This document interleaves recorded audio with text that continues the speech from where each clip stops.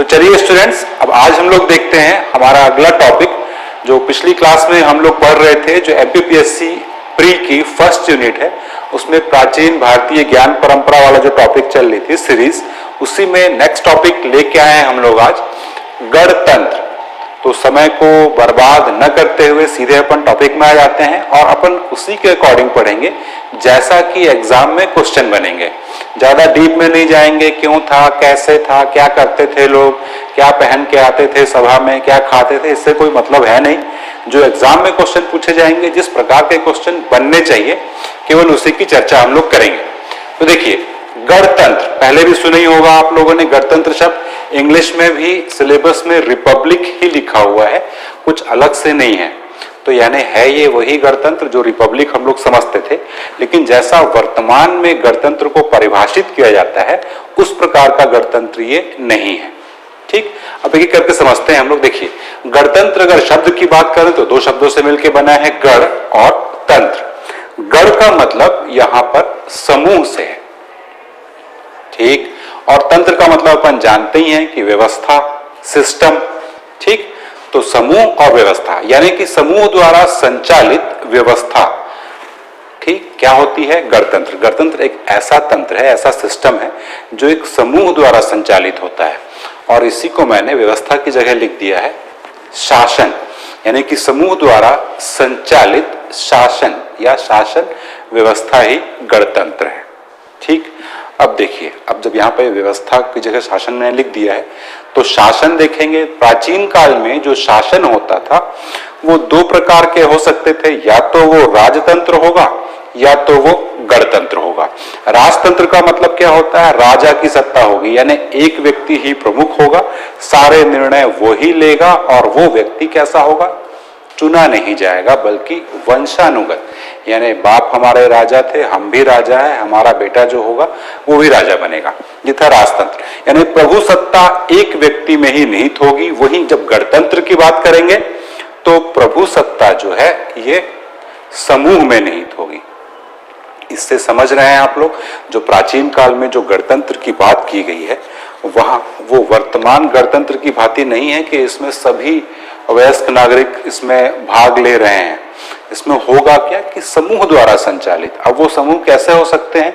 कुछ खास व्यक्तियों के भी हो सकते हैं, या टोटल जितने भी वयस्क व्यक्ति हैं वो भी हो सकते हैं, कुछ प्रतिष्ठित व्यक्ति, कुछ गणमान्य नागरिक, ऐसे लोगों का भी समूह हो सकता है जो व्यवस्था चलाएगा। अब देखिए, आगे एक बहुत ही प्रसिद्ध इतिहासकार है, इतिहासकार का नाम है डॉक्टर काशी प्रसाद जायसवाल। इन्होंने गणतंत्र के या गणराज्य के दो प्रकार बताए हैं। एक है पूर्ण गणतंत्र और दूसरा है कुलीन तंत्र। पूर्ण गणतंत्र में क्या होगा? वयस्क नागरिक शासन में भाग लेते हैं, और कुलीन तंत्र में कुछ निश्चित कुल ही भाग लेते हैं। अब यहां एक चीज और समझिएगा कि कुलीन तंत्र जो है इसको भी गणतंत्र के अंतर्गत ही रखा जा रहा है, यानी कुलीन तंत्र द्वारा संचालित जो शासन व्यवस्था है वो भी गणराज्यों के अंतर्गत ही आ रही है। असमत मानी गई कुलीन तंत्र आ गया मतलब ये राजतंत्र आ गया, नहीं। प्राचीन काल में जो गणतांत्रिक व्यवस्था थी उसमें दोनों तरह की देखा जाएगा। एक तो ये तो है ही गणतंत्र जहां पे वयस्क नागरिक भाग ले रहे हैं, और ये भी गणतंत्र के अंतर्गत आएगा, भले ही इसमें कुछ निश्चित कुल या वंश ही भाग लेते हैं। जैसे लिच्छवियों की बात करेंगे, लिच्छवी वंश, जो लिच्छवियों का जो राज्य है वहां पे लिच्छवी वंश के लोग ही शासन व्यवस्थाएं भाग लेते थे। लेकिन फिर भी ये गणराज्य क्यों है? क्योंकि यहाँ पे एक व्यक्ति नहीं है बल्कि समूह है, यानी उस कुल के भी कई लोग होंगे, कई संभ्रांत लोग, कई गणमान्य लोग, बुद्धिजीवी लोग, वो सभी लोग सहायता करेंगे शासन को चलाने में। तो एक चीज तो ये समझ लीजिए, ठीक है। तो ये हो गया गणराज्य, ऐसा इन्होंने बताया है। अब आगे चलते हैं, जब हम लोग किसमें पूर्ण गणतंत्र की को अपन बेस मान के चलते हैं कि इस प्रकार के गणराज्य में क्या व्यवस्था हुआ करती थी, ठीक है। तो अब देखिए, जो इस प्रकार यानी कि पूर्ण गणराज्य या गणतंत्र थे, वहां पे क्या होता था? वयस्क नागरिक, ठीक है, और या फिर गणमान्य नागरिक, ये मैंने समूल में लेके चल रहा हूं। कुछ ऐसे भी गणतंत्र थे जहां पे वयस्क नागरिक भाग ले सकते थे, लेकिन बहुत ज्यादा गणतंत्र ऐसे थे जिसमें कि सभी वयस्क नागरिकों को शामिल नहीं किया जाता था, बल्कि कुछ वयस्क नागरिक, कुछ गणमान्य नागरिक, कुछ प्रतिष्ठित व्यक्ति, कुछ बुद्धिजीवी, ये ही लोग शासन में शामिल होते थे। ठीक है, तो वयस्क नागरिक या गणमान्य नागरिक ये सभी लोग मिलके एक सार्वजनिक सभा का निर्माण करते थे। और ये जो सार्वजनिक सभा है, ये सबसे महत्वपूर्ण जो समूह या संस्था है वो क्या है? गणराज्यों की सार्वजनिक सभा। जितने भी महत्वपूर्ण निर्णय होंगे वो सार्वजनिक सभा ही लेगी। यानी कि सार्वजनिक सभा जो है ये न केवल राजा का चुनाव करेगी, एक कार्यकारिणी का भी चुनाव करेगी, है ना। कार्यकारिणी यानी कि समझ लीजिए वर्तमान में मंत्री परिषद, है ना। तो एक राजा हो गया प्रधानमंत्री, और उसकी जो मंत्री परिषद है वो भी चुनी जाएगी किसके द्वारा? सार्वजनिक सभा के द्वारा। चाहे सेनापति हो या और कोई भी कर्मचारी या अधिकारी जो भी इस कार्यकारिणी के अंतर्गत आते हैं, इन सभी का चुनाव इस सार्वजनिक सभा द्वारा किया जाएगा। जितने भी महत्वपूर्ण निर्णय हैं, चाहे वो युद्ध का निर्णय हो, शांति का निर्णय हो या और कोई इसी प्रकार का निर्णय या कोई नई योजना, इन सब की योजना में सबसे महत्वपूर्ण भूमिका निभाएगी सार्वजनिक सभा। ये सार्वजनिक सभा कैसे मिलेगी? ये सार्वजनिक सभा इन लोगों से मिलके बनी है। ये लोग एक हॉल में आके बैठेंगे, बात करेंगे। बात क्या करेंगे? वाद विवाद करेंगे। जिस भी मुद्दे पे निर्णय लेना होगा वाद विवाद होगा, और वाद विवाद के बाद ये लोग किसी निर्णय पे पहुंचेंगे। और निर्णय कैसे लिए जाएंगे? बहुमत के द्वारा।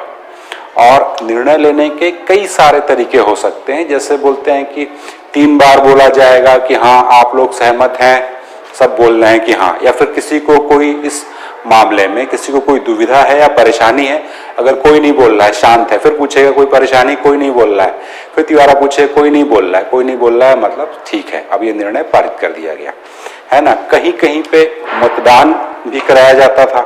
मतदान भी दोनों प्रकार के होते थे, कहीं कहीं पे गुप्त मतदान होते थे और कहीं कहीं पे खुले मतदान। ठीक है, तो बहुत सारी प्रक्रियाएं थी, लेकिन ये लोग निर्णय जो होता था इनका बहुमत के द्वारा ये लोग निर्णय लेते थे। जिस हॉल में आके ये लोग वाद विवाद करते थे, मतदान की प्रक्रियाएं होती थी, सुझाव दिए जाते थे, उस स्थान को संस्थागार, याद रखिएगा वो जो स्थान था वो था संस्थागार।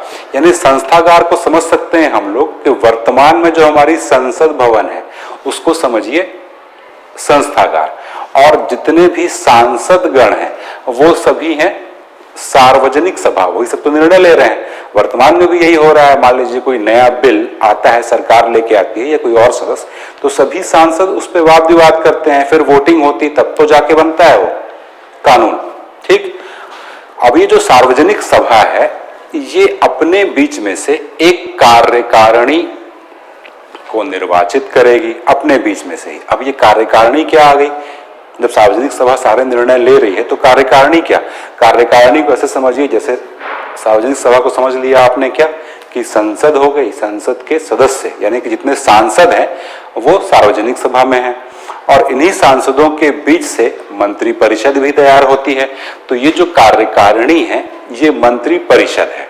ठीक, और इस कार्यकारिणी के सभी सदस्यों को राजन कहा जाता था।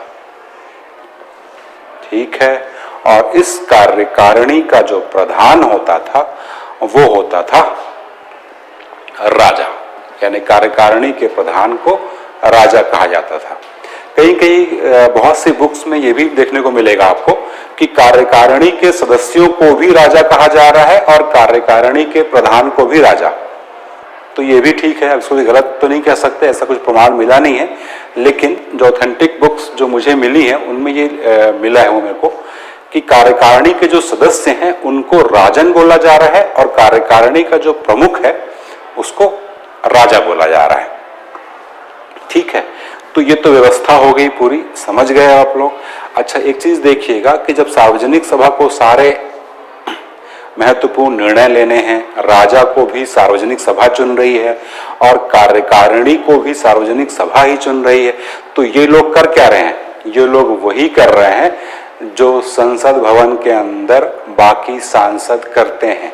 वोटिंग कर रहे हैं, यानी जो बहुत महत्वपूर्ण निर्णय हैं उसमें कार्यकारिणी और यहां तक कि राजा भी सक्षम नहीं है निर्णय लेने को, अगर सार्वजनिक सभा उस निर्णय को लेने से मना कर देती है। ठीक, इनके पास कुछ अपने अधिकार हैं, कार्यकारिणी के पास भी, राजा के पास भी, ठीक है, लेकिन जो महत्वपूर्ण निर्णय होंगे वो सार्वजनिक सभा की सहमति से ही लिए जा सकते हैं। ठीक है, तो ये तो हो गया, आपने बेसिक कॉन्सेप्ट समझ लिया। अब देखिए कुछ और फैक्ट्स हैं।